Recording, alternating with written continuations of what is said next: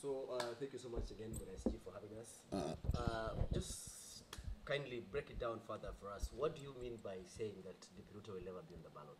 It was just clear What I said when I was, we had a fundraising in Lamu at Honorable Rueda's place. She had invited us as court to assist her in fundraising for women groups. And then, what I meant when I said William Samoei Ruto will not be on the ballot box, I knew that the Kenya government is part of global governments on issue of integrity because it is in our constitution. And if issues of integrity that surrounds William Samoei Ruto were clearly followed and checked, you see, William Samoei Ruto would have not been allowed to be on the ballot box. Because first of all, he grabbed a government land. It's in everybody's knowledge that where Western Hotel sits on a Western Hotel sits on a government land that used to be owned by Directorate of Civil Aviation. It is known. That is a government department. The case is in court. So he would have either surrendered that land back to government or done otherwise. Otherwise, he would have been told, since you are involved in malpractices concerning land, you cannot be allowed to appear on the ballot box. Those are integrity issues. What immoral? Huh? How, you know, really, how morally upright is he to be put on a ballot box when he has integrity issues? That is what I meant. I didn't mean that William Samoei Ruto will not be on a ballot box because he would have died. I said if William Samoei Ruto would have been closely followed on integrity issues, he's not supposed to be on the ballot box. Even if people would have gone deeper as per how he acquired his properties, land, the huge tracts and tracts of land he has, then he would have been asked to explain how he acquired his wealth. If it's not properly explained, then you are not supposed to be on a ballot box. This is what happens everywhere in the world. You cannot be allowed to contest any seat world over, including us in trade union movement. If you are involved in fraudulent cases, nobody can register you. It's in the law. So if, as per our own constitution, chapter 6 would have been followed to the latter and due diligence carried out on Samoei Ruto, he was not supposed to be on a ballot. That's what I meant. I thought that government will be strict, IEBC will be strict, and Ethics and Anti-Corruption Commission will be very strict and issue guidance to the IEBC not to put Samoei William Ruto on the ballot box. It was not that because William Ruto would not appear on the ballot box because he would have died or something like that. We don't kill if you have children. It is in our culture and traditions. We don't do that. He has been cleared by IEBC. So you're saying that these state agencies have failed? Absolutely 100%. Absolutely 100%. Absolutely 100%. The state agencies failed. He was not supposed. In first place, they would have said, as there is a serious case pending, and on an obvious matter, known that this is a government land, not doubtful matters. If it is doubtful matters, you may say there is some doubt, there is some benefit of doubt. Here, the director in charge of civil aviation has claimed his area on behalf of government. The matter is in court. It's not a question of doubtful. That alone, you are not supposed to appear on a ballot box. And if people made a mistake to elect you, then they would have elected a wrong person in a right position. That's what I meant. Bwana SG, following your close relationships with Azimio Moja presidential flag bearer Raila Odinga, and of course also your friendship with President Uhuru Kenyatta, what you speak is seen as a communication, some sort of communication that has some trust and confidence from these two people. Nothing like that. Can I tell you what? 2014, immediately after 2013 elections, William Samoei Ruto posted somebody in the Ministry of Labor as a minister known as Kambi Kazungu. and appointed. I made a young man I employed myself at the NSSF called Langat as CEO of NSSF with a view of controlling workers' funds. And then at that time, he had a mission for that particular NSSF funds. That's where we agreed with William Samoei Ruto. And then after that disagreement, 2014, I said, if this man is a senior man, he's a deputy president, and he can pick a telephone and call a junior officer in any government department to ask him who is in charge of procurement in that particular department. And he directs that junior officer that please hear that tender, give it to Kevin Mutai. He orders from top. What about if he assumes the responsibilities of ruling this country? And then I say to myself, God shall is mandatory. God shall never allow such a person who can misuse his office for his own personal benefit to take charge and responsibilities of leading a country. God cannot allow. I'm a Christian. God shall never. The shall is mandatory. I'm a Christian. God cannot. I was convinced as a Christian. And I said, 2014, they were all wearing red ties. President Uhuru red tie, William Samoei red tie. They were brothers. They were all bedfellows together. I announced publicly that William Samoei Ruto shall not ascend to power as a president of Kenya. That was 2014. It was barely less than a year in the office. So how would have Uhuru come and told me that please tell the Kenyans that William Samoei Ruto will not be on the ballot box? And I've maintained that. Little did I know, I used to tell Kenyans, the person who will be the president, I don't know. This is what I used to say even on JKL Live, that whoever will ascend to presidency, I don't know. But whoever shall not be a president, I know him. That is William Samoei Ruto. And I maintained that to date, less than 2 months to the elections. Little did I know Raila will make up his mind. When he made up his mind, I said then he will be the right person. 1, you have suffered for this country. 2, you have been detained because of this country. 3, you have fought for a new constitution, we have it. 4, you brought devolution. 5th is you recruited William Samoei Ruto, he was in your camp.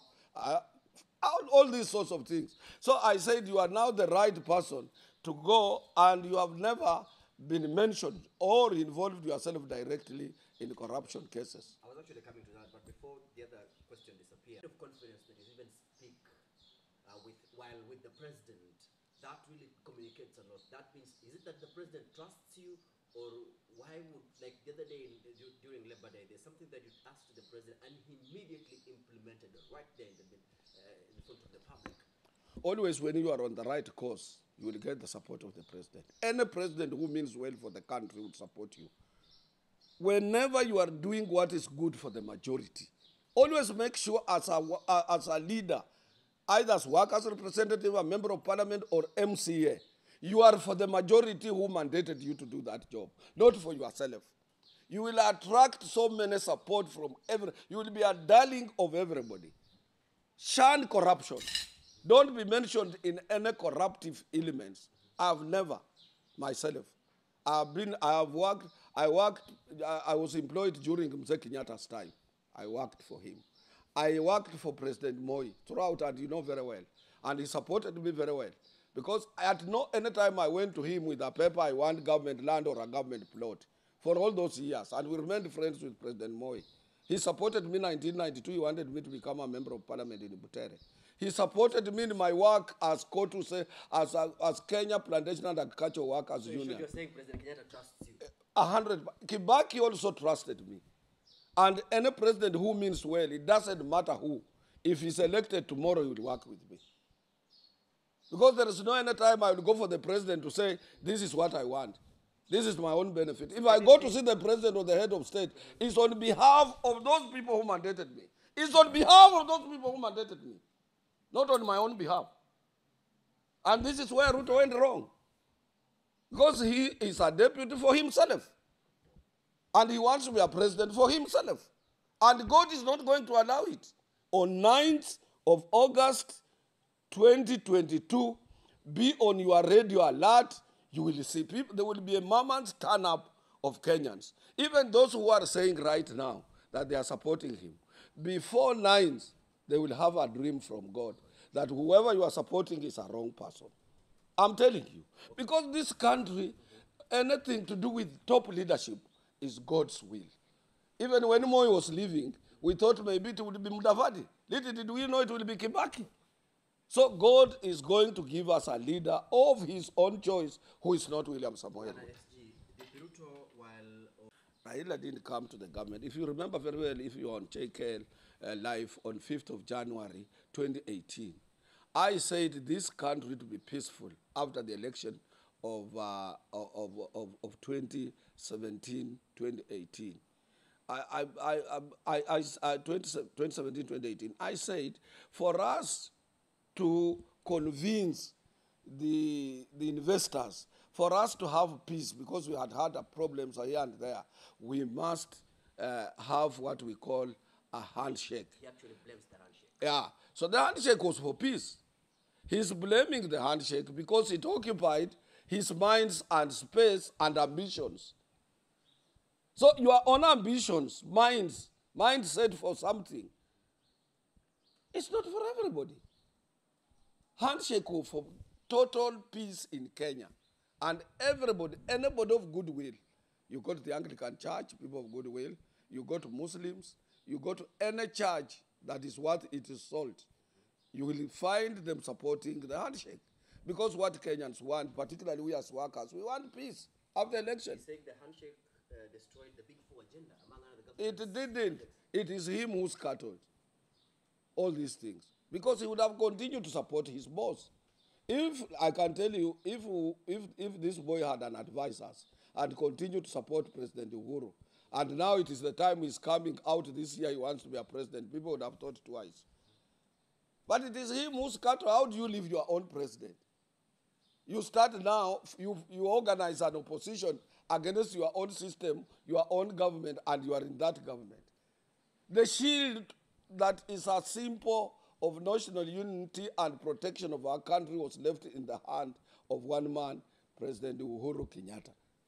A deputy president, as you know, he doesn't have his or her ballot box. You must hang on somebody's shoulders in order to be a deputy president. William Samoei Ruto had to hang on Uhuru's shoulders to become deputy president. You cannot go there and say, it is me who made him. It is me. It is either me or never. And the president has a lot of advisors. He might find out that if so and so like Raila Amolo Odinga doesn't come close, if they don't enter into an agreement of peace, the country will be divided. And Kenyans want a united country. That's why they went for the handshake. If Ruto comes to you for an advice, what would you tell him? I will help him aggressively. I will help him. How? He's a very good leader. He's a Shirud. What he's lacking are good advisors and also chest thumping. I will advise him correctly as how to become a president. And he will become a president. I swear I will become a president. I swear I will become a president. But if he still calls me Muzaile Amanyororo, he will still languish in those problems. Why? Because when he had a problem at Hague, I and my wife, I took a rosary to him. I said, even if you are not a Catholic, this one I've taken it to a priest in Geneva to sanctify it, to make it holy, to blaze it. So I took that rosary to him. I said, even if you don't come from my own church of Catholic, as you pray, keep this one with you. God will get you, will see you free of this cause. And he was freed. Is it too late now? Not for this year, because this year is not going to be the president. I'm convinced 100%. But for the years to come, Ruto, I'm older than him. I started working when he was 6 months old. Yeah, because he was born in 1966 December. I started working in 1967 June. He was only 6 months. He was a toddler. He was a baby. So I'm like his father. He can come to me. I will sit him down. I will tell him, look, me, I'm aging very fast. You still have a long way to go. These are the perimeters. You do this, 2027 or 2028 or so, or 2030, because the age is on his side. But if he's not careful, and I want to tell you right now, if he's not careful, Raila will hand over this government. The first lady woman to be a president of the Republic of Kenya will be Martha Karua. If Ruto is not careful, you watch. The first person, the first woman in Kenya to be a president will be Martha Karua if Ruto still calls us wale wazee wa manyororo. I can assure you for free. What do you make of these masses that he pulls whenever he goes? Paid masses. Sometimes, like for example, he was in Kakamega. All people, you thought, you saw those buses. From Nandi, from Kapsabet Primary School, from secondary school, from Nandi Secondary School, Nandi, crowds for hire. And crowds will come, even right now, if you get, if I give you my Prado, which has an opening up here and then you rest up your head, you just go to shopping center here. People will come and start listening to you. They will say, who is this person? People will come. That does not mean you are popular. I've been telling people on popularity, I'm popular more than William Samoei Ruto. I'm the third from President Uhuru to Raila and me. And you can go in any rally, or I can appear anywhere people will demand for me to say something. As we come to an end, Benazji, there is this polls that have recently shown Raila Odinga ahead of Ruto by more than 8. No, me, I don't. Let me tell you, me, I don't want to go ask for those polls. I want to ask you just a simple question. Where are Ruto's votes? Where are they? All Rift Valley. And parts of Rift Valley, not all of Rift Valley. Where are those? In Central, is he a son of Wamboi? Is he a son of Kanyi in Central? Is he married from Central? No. My friend, listen to me. He will be shocked. I don't know whether you witnessed yesterday's meeting of Martha Karua in Embu. And a month ago, I was in Embu. It was only Ruto. Nobody could say anything in the whole of Embu. Go to Kirinyaga now. Go to the whole of Odaya. I went there for the funeral of my chairman. Go there. I'm telling you, walk to Central. It's not, and in Central, Raila doesn't want a lot of votes. He was expecting to get 20%. But as things are now, he's going to garner more than 50% votes from Central. Even the candidates who are on order ticket in Central, they are saying, give me my vote, but up there, see whom we will give. Go there and ask right now. Yeah. Your famous slogan, Katende miti sugoi. Yeah, it is important. It is very, very important. Kukata miti katika Sugoi na kucheki ya kwamba hakuna dawa ya panya, ya kuua panya karibu. Because this young man has used millions and millions of money that he will not recover. He will not recover. Both his outside savings and internal savings. And from well-wishers. You know, when he started, people thought he was going to be the president.